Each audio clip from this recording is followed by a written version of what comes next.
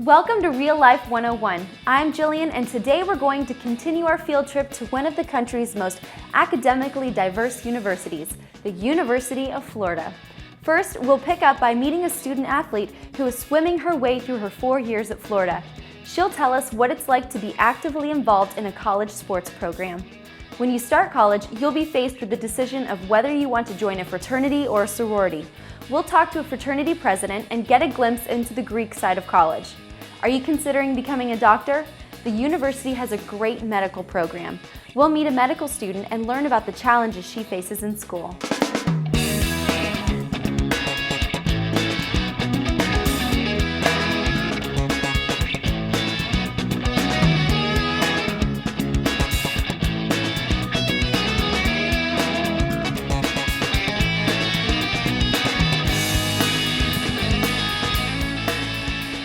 We're the hosts of Real Life 101.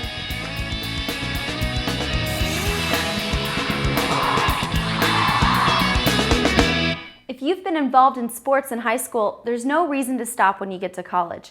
In addition to its renowned intercollegiate sports program, Florida offers more than 60 intramural and club sports ranging from archery to weightlifting. Lewis spent some time at the pool with Kim Larson, a swimmer who represents the university's first-rate athletic program. So, tell me about swimming in UF. Swimming at UF, I'm going into my senior year. It's been an amazing experience. Great team, a lot of hard work, but love being an athlete here. It's quite awesome. What made you choose UF? Florida, when I came on my recruiting trip, I recruited some other places, but Florida was the place that I fit in with the team really well. Loved the coaches and the atmosphere it created. I knew I was going to have to work really hard. It's a hard program, but the payoff has been awesome in the end. Wow. And it's close to home. I like the warm weather too. So. Is it difficult to be a student and an athlete? Being a student and an athlete, yeah, you have to learn to balance your time and learn to juggle the tasks at hand. But we've got here at UF a lot of amazing facilities, both academically and for athletics also. So it's been good. We have an academic advisor that helps us sign up for classes and make sure that we're on track, and study hall hours to make sure that we stay on track and up with our schoolwork. So if you take the time and balance yourself, it's definitely something that's possible. Tell me about your training. Do you train every day, or how does that work?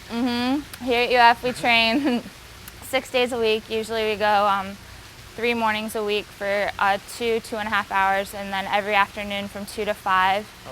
And then Tuesdays and Thursdays we do weight training for at least an hour to an hour and a half. And then Saturdays we have practice usually for 3 to 4 hours. Wow. So it's a big commitment, but like I said, the friends and the payoff has been worth it.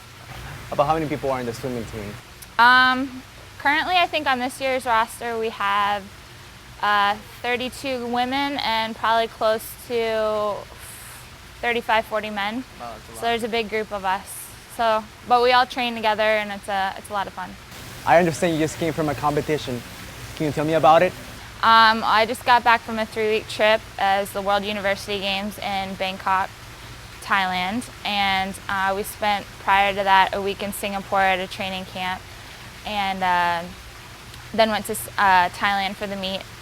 And it was students from you had to qualify from a previous national meet. So it was university students from all over the country that represented the United States. So it was a really cool trip. There was over 12,000 athletes that participated in the event from everywhere: Italy, France, Japan, China.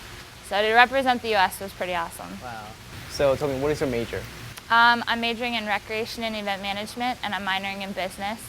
And I got into that because all throughout high school, I liked planning homecoming and big events. So I thought it was something that I wanted to do, and I want to go into probably planning big commercial or sporting events, maybe conventions, and also I'm going to have a background in business, so I figured that would be good. What are your plans after school? Are you going to keep swimming? After I graduate, my plans right now, I've qualified for the Olympic trials in 2008 in 3 events, so I'm going to be there next summer. That's in Omaha, Nebraska at the end of June, so I'll do that. And then after that, I'll probably retire we'll see how it goes. We'll see how it goes in June, but next summer. But after that, may pursue a master's degree here at Florida. But other than that, we'll see. Do you have any advice for anyone who wants to become a student athlete? I think anyone who's interested in doing athletics at the collegiate level, no matter how fast or good you are, if you really want to do it, there's a place for you, whether it's Division 1, 2, or 3. There's opportunities. There's opportunities at hand. You don't have to be the fastest person, but you can also, there's also room to improve. So just take your time, look at schools, and if you really want to do it, you can make it happen. Well, thank you so much for your time. No problem. Thank you. Good luck. Thank you. Kim has a lot to be proud of in her accomplishments. One great thing about college is whether you excel in sports or you just want to work out or shoot hoops with friends, universities today offer a wide range of rec and fitness centers, swimming pools, outdoor courts, and fields to play on. They recognize that good fitness is instrumental to learning. I'm gonna take a swim. You guys take a break. Just kidding. We're back. We've all heard stories about sororities and fraternities, some good and some not so good. About 15% of students at the University of Florida are Greek, meaning they belong to one of the 61 sororities and fraternities. Each chapter, as they're called, offers something different for its members, and during recruitment week, students can rush the various chapters to find one whose values and purpose match their own. Romano Luis, president of Pi Lambda Phi, spent a few minutes chatting with Lewis about fraternity life at UF. So tell me about your fraternity. Fraternity I'm with is Pi Lambda Phi. My position there is the president. So you can, as you can imagine, I'm pretty busy. I have my finger in every pot. As the president, there's plenty of meetings that I'm required to go to just to keep up with the Greek community, to find out what we're responsible for doing, how we're supposed to hold ourselves as a chapter, what our role is, and how we're supposed to kind of lead out within the community. And that consists of philanthropies, social events, brotherhood events, fundraisers. About how many fraternities are in UF? I think there's about 26 or 27 fraternities, male fraternities on campus. And we're one of the few that are non-sectarian. Oh yeah. Mm-hmm. What does that mean? Basically that it's not limited to just maybe a certain race, or it's open to anyone. Oh wow. So what are the requirements to be getting your fraternity? Really, there's just there's an expression of interest, to see if you fit with the ideals of fraternity. So tell me, is it difficult being a student and a president of a fraternity? At times it can be very challenging, but I think the main thing that gets me through it is really time management. If you know how to balance the difference between your academics, your priorities with the fraternity, scholarship, athletics, all the above, it works out. And to be honest, it's kind of made me a better man, stronger man.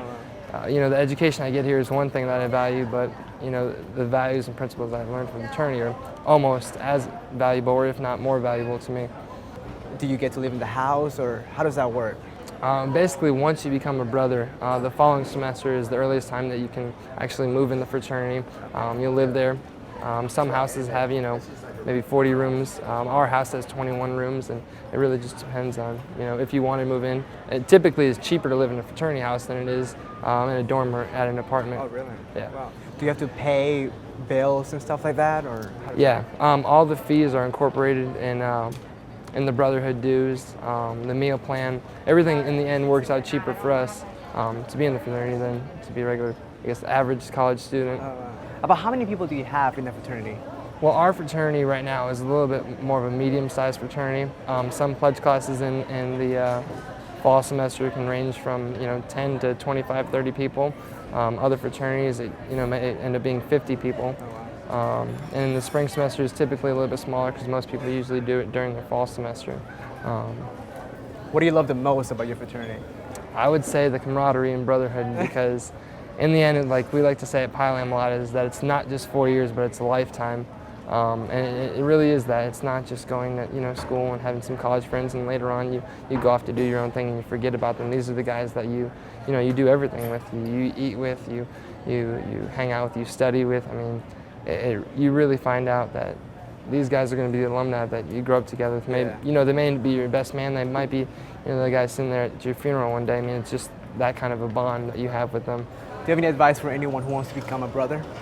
I would say, you know, just when you get here, do your homework. You know, look up fraternities online, find out what they're about, what their principles, ideals, values, and morals. You know, see something that really would line up with who you are and what you stand for. Going out to the rush events, you know, it's usually the first couple weeks of school, and you know, you'll know where you feel at home. And then I would say stick around the house, and you'll most likely be approached, and they'll extend you a bit, and that's just the beginning of the whole journey. Do you think it's hard to get into a fraternity? I don't think it's hard to get into a fraternity. I think that it is something that you got to work for. It does take a lot of, it does take effort, but I do think that it's really because you're putting in the effort, you're getting more value out of it, and it's just building you to, I guess, become a better brother long term. So what are the advantages of being in a fraternity? Well, when you're actually in college, you know, an active brother, some of the, I guess, advantages are, you know, I guess the social skills, the confidence, the leadership opportunities that you have, you know, that you take on as life, you know, skills that you take anywhere you go, whether it's business, you know, wherever it is. But once you get out, it's really just having that connect to a brotherhood that you all have just a certain bond to, and you know, people are more likely to help you. You know, whether you're looking for networking opportunities and, you know, job opportunities, or you know, just someone recommending you for, whether it be, I don't know, a house, or just people are willing to, I guess, go out of their way to help you. And I guess for us, an example is, you know, we recently had an alumni tournament, and we let the alumni know through a newsletter that, you know, we wanted to get them back together. And it's amazing to see how many people fly in from all over the country just to meet in one place, just to share, you know, that experience that they once had in college. You know, we had guys from Sweden and South America come. I think 48 out of 50 states were represented there. So it's just neat, it's neat to see that kind of brotherhood down the road. Again, you know, not 4 years, but a lifetime. Wow. Well, thank you so much for the time, bro. Appreciate your time. Thank you. There are pros and cons of joining a sorority or fraternity, and only you can decide if it's right for you. Going Greek will provide you with close friends who share your same interests. You'll gain leadership skills and have the opportunity to serve the community in many helpful and charitable ways. Most chapters have academic requirements, but there are also many demands placed upon its members in terms of commitment, money, and pressure, which may make them not suitable for everyone. Keep an open mind. Talk to friends and others about your options and do what you feel is best for you. Either way, make your college experience a great one. We are coming right back.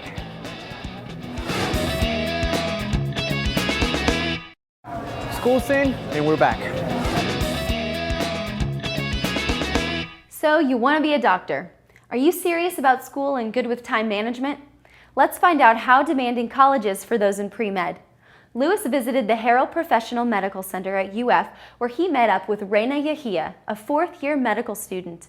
The center was created to give medical students a realistic environment in which they could practice medicine on pretend patients, people trained to fake different illnesses and symptoms.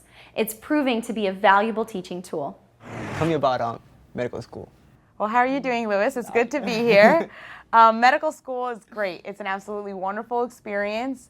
It's definitely hard, it's definitely challenging, but it's well worth it at the end of the day. How long have you been in medical school?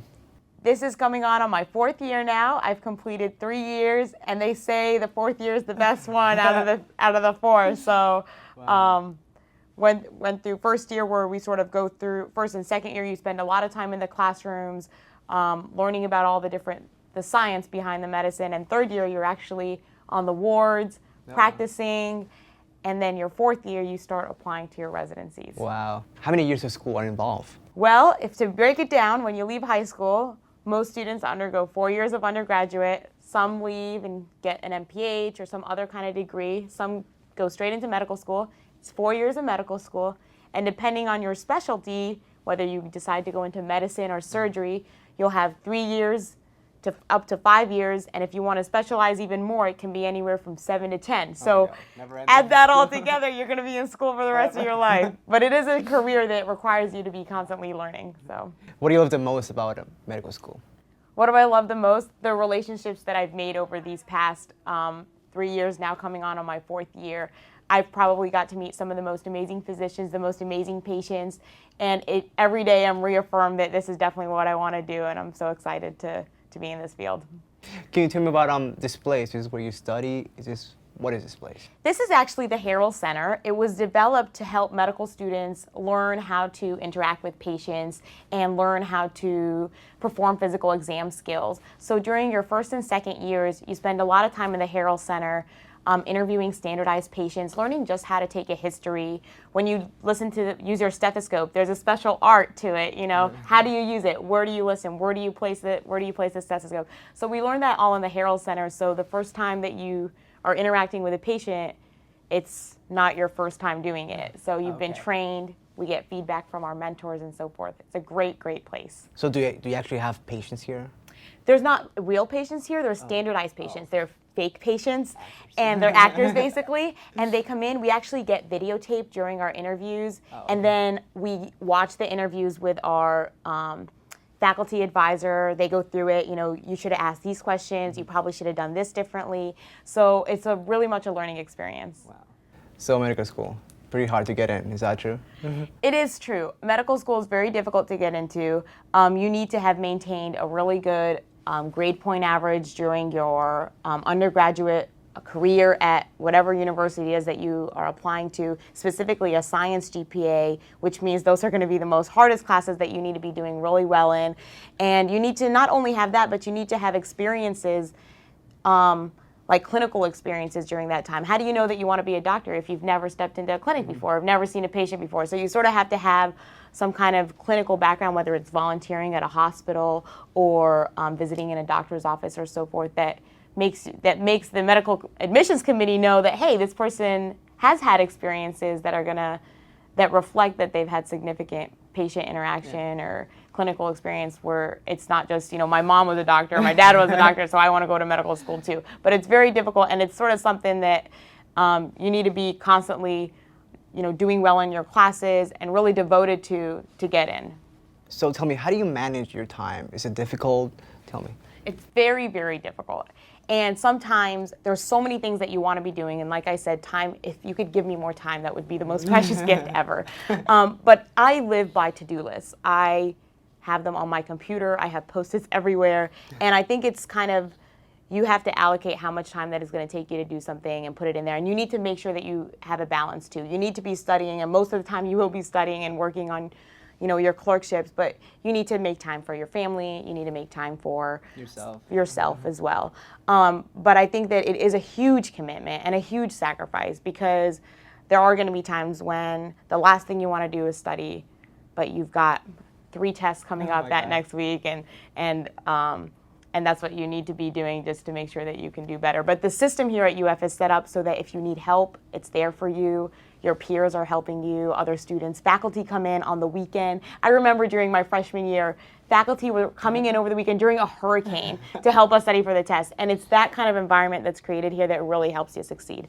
So it's great to be here. Well, thank you so much for your time. You're so welcome, Louis. Thank you. You can see how passionate and enthusiastic Reina is about becoming a doctor. There are about 650,000 licensed physicians in the United States.